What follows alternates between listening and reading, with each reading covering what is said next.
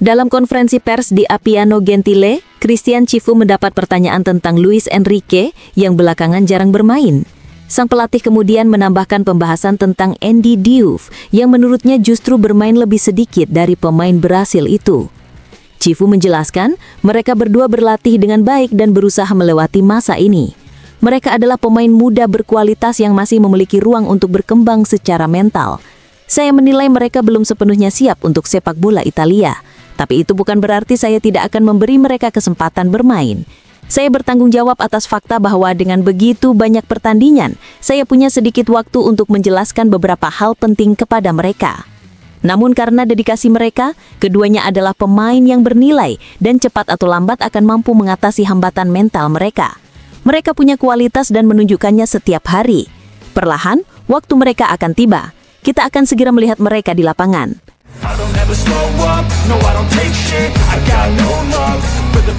Thomas Palacios tidak akan bisa memperkuat Inter dalam laga besar melawan Napoli di Stadion Maradona.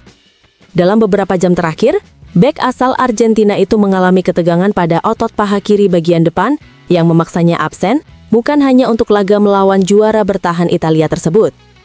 Kondisinya akan dievaluasi setiap hari oleh staf medis Inter, namun absensinya juga tampak sangat mungkin berlanjut pada pertandingan tengah pekan melawan Fiorentina, laga tandang ke Verona, pertandingan Liga Champions melawan Khairat Almaty, serta laga kandang menghadapi Lazio, yang menjadi pertandingan terakhir sebelum jeda internasional bulan November.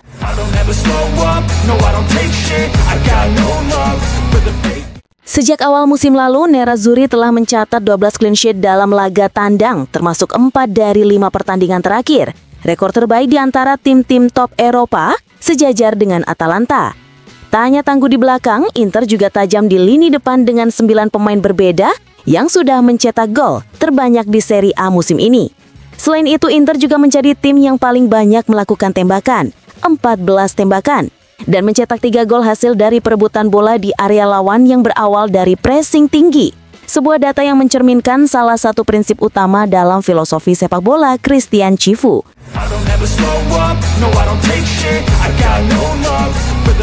Inter datang ke laga besar di Stadion Maradona melawan Napoli dengan modal 4 kemenangan beruntun di Serie A. Di antara tim-tim dari 5 liga top Eropa, hanya Bayern Munich dan Marseille yang memiliki catatan kemenangan lebih panjang dari Nerazzurri. Jika dilihat di semua kompetisi, tim asuhan Cifu bahkan mencatat 7 kemenangan beruntun. Rekor terbaik sejak rangkaian 13 kemenangan berturut-turut yang terjadi antara Januari dan Maret 2024. 5 dari 7 kemenangan terakhir itu juga diraih tanpa kebobolan. Jumlah yang sama dengan total clean sheet dalam 23 pertandingan resmi sebelumnya.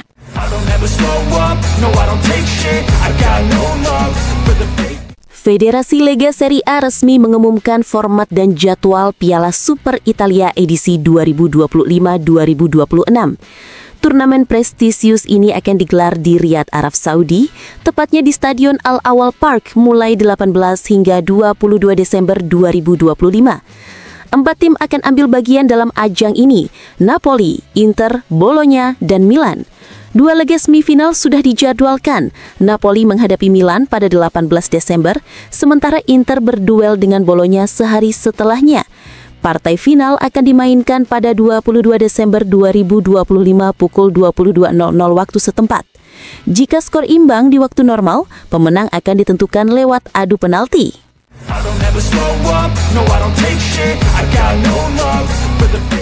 Lega Serie A resmi merilis aturan disiplin yang akan berlaku dalam ajang Supercoppa Italiana edisi 2025-2026.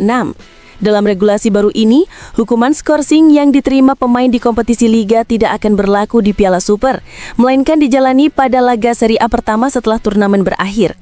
Sebaliknya, kartu kuning atau hukuman yang diterima selama pertandingan Supercoppa akan tetap berdampak pada kompetisi liga berikutnya. Jika seorang pemain diusir di semifinal, ia akan absen di final. Namun, jika kartu merah diterima di final, hukumannya akan dijalani di pertandingan Serie A setelah turnamen. Dengan aturan ini, Lega Serie A ingin memastikan konsistensi penerapan sanksi disiplin antara kompetisi domestik dan Piala Super tanpa mengganggu jalannya turnamen.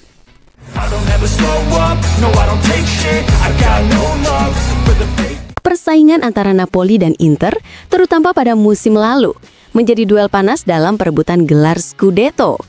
Namun, pertarungan kedua tim tidak hanya terjadi di atas lapangan. Seperti yang diungkapkan Gianluca Di Marzio untuk Sky Sport Insider, ada banyak kisah menarik di balik layar antara dua klub ini dalam urusan transfer pemain, mulai dari perebutan target yang sama, manuver cepat, hingga upaya saling menjegal. Nama pertama yang disebut adalah Ange Yuan Boni, pemain yang kini membuat para pendukung Inter kagum. Namun sebelumnya Napoli juga menaruh minat besar padanya. Antonio Conte bahkan memasukkan Boni dalam daftar calon striker baru, bersama Darwin Nunez dan Lorenzo Luca.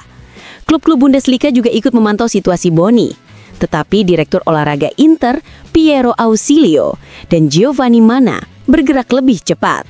Ausilio bahkan menemui sang pemain secara langsung, sementara pihak Napoli hanya melakukan panggilan video untuk mengetahui minatnya.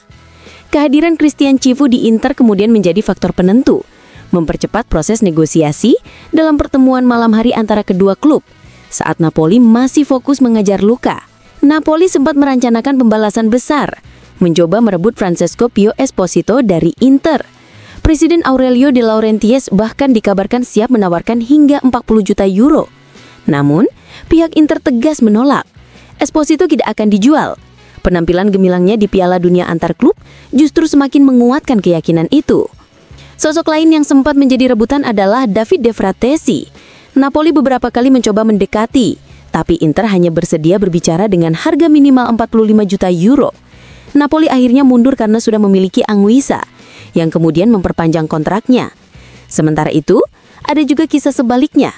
Pemain incaran Inter yang justru berlabuh ke Napoli, yakni Rasmus Højlund. Inter sempat menimbangnya saat masa depan Esposito belum pasti, tapi Napoli berhasil menuntaskan transfer setelah Lukaku cedera, memanfaatkan hubungan baik dengan Manchester United.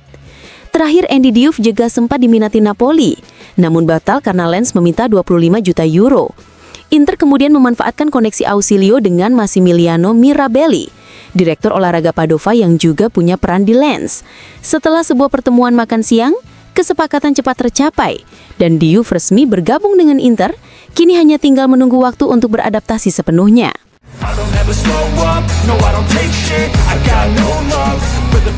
Menjelang laga besar Napoli melawan Inter di Stadion Maradona, presenter dan penggemar Inter Paolo Bonolis memberikan pandangannya di Stile TV.